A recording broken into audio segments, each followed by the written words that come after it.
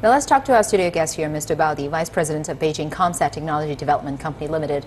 So when we're saying about all these expensive missions in space, what we're aiming at is its profit and its returns, especially in terms of technology. What can it bring to the Earth life here? Okay, I think for this mission, for this SHENZHOU-11 mission, actually this is a preparation for the future missions.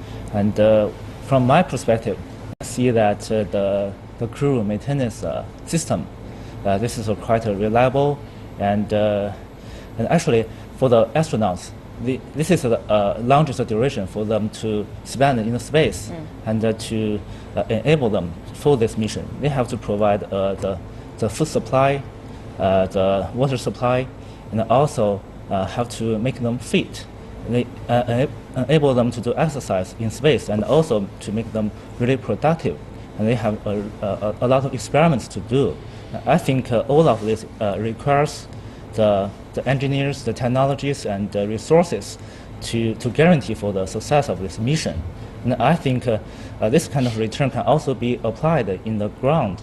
And for a commercial company like us, I think there's a lot of opportunities for us to apply this technology in our daily life, in our real life. Of course, a lot of potential for commercial companies, for private sectors, but here in China, give us an overview of the scale of China's private companies that are involved in space missions. Yeah, actually at this stage, the exploration missions and like the space station missions are driven by the government. But for the commercial companies, actually there's a lot of opportunities. At this stage, we can use the satellite radio, we can watch the satellite television, and we can tell where we are using the navigation satellite. And we can also find some rare materials, some rare resources by using of the Earth observation satellite. Now, they are all the product of the programs driven by the government. And us, the commercial companies, we are benefit from those programs, and we bring the benefit to the society. Of course, the people are looking at these companies and say, what kind of profits can you bring? But for investors, and especially for the government, they are looking at safety on one hand and profitability on the other. So how can you guarantee that a private company can run a space program so successfully without the help, sometimes solely depending on its own? Actually, it's about heritage, I think. You know, for the past decades of programs in the project driven by the government, we have adopted a reliable product control system. Now, I think for commercial companies like us, we also inherited the product control system into our daily life, our daily work, so that we can make sure that our products are reliable. And we have also go through a good number of experiments, tests on the ground, maybe using the facilities provided by the government, by the state-owned enterprises. And I think that's a very good resources for us, the commercial companies, and to guarantee the success of our projects. Let's talk to Mr. Xu Yansong here, who is government-backed and worked in state-owned enterprises. What kind of policy is there to help these small and medium-sized private companies to flourish in this very dangerous area? We're talking about sending expensive satellite equipment, and even in the future, tourists into space. Any policy preferences? But policy-wise, we do have a program called PPP, a public partnership. So that means that the government is investing a certain amount of money to assist the private part in facilitating their space endeavors. For the space sectors, we have telecommunications, navigations, remote sensing, and exploration, including space minings. So these are potential areas of commercialized and profits bringing sectors. Currently, we have telecommunications satellite, which is fully commercialized. All the communication satellites in the geostationary orbit are providing service by the investment of private sectors and the commercial sectors. Remote sensing is in a process of commercializing itself by providing higher resolution images, but it's still a semi-government funded programs, globally speaking. And navigations as well is a primary purpose of navigation is to ensure the security of the country, and then followed by a commercial navigation process. Launch vehicle is something it's very heavy in the investment.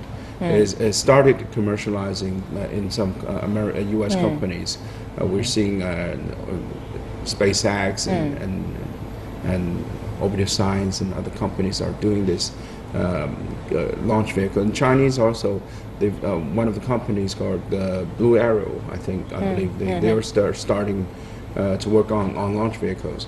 All of these are new industries and new innovations or new approaches, which is something new for the policymakers as well. The policy used to be guiding the industry and private, public-owned enterprises to conduct space programs based on the national space programs investment. And the space sector privatization is emerging in the previous, I would say, 1 or 2 years, no more than 5 years.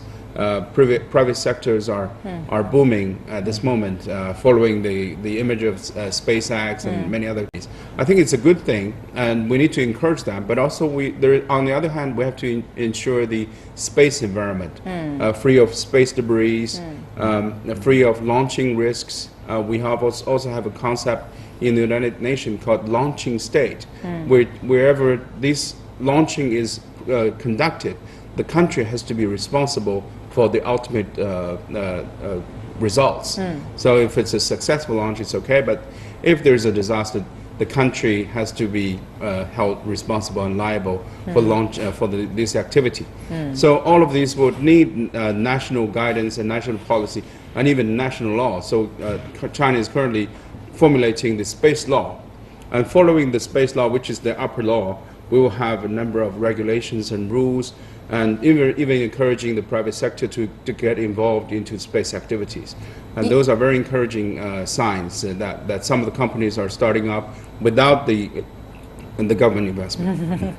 Now, you seem pretty optimistic that you say in 5 years' time, all of these companies will flourish on their own. But while the government-backed space program is still catching up with the United States, Russia, and European Space Agency in terms of its technology and its space mission. How can all those private companies survive on its own? Mr. Bao, what are our advantages in terms of an international competition? Okay. Actually, at this stage, the private sectors in China is still young, so that we can get so many lessons learned from the international counterparts. And actually, they already set a lot of good examples for us, like SpaceX, like the NanoRacks, and so many examples we can follow.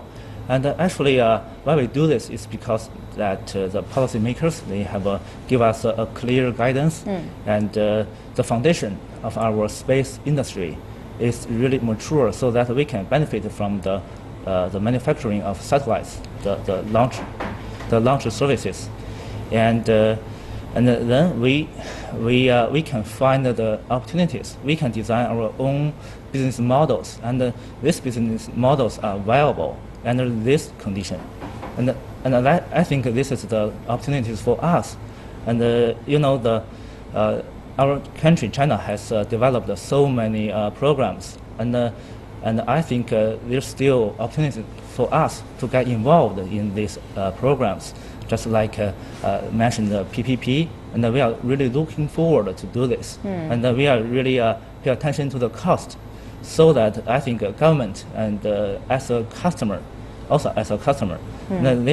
they will be willing to purchase the product and the services from us, because we are more cost. We have the advantage of cost. Cost efficiency. Yeah, well, yeah. Probably the living conditions for commercial space companies is better than outer space. I'd say that.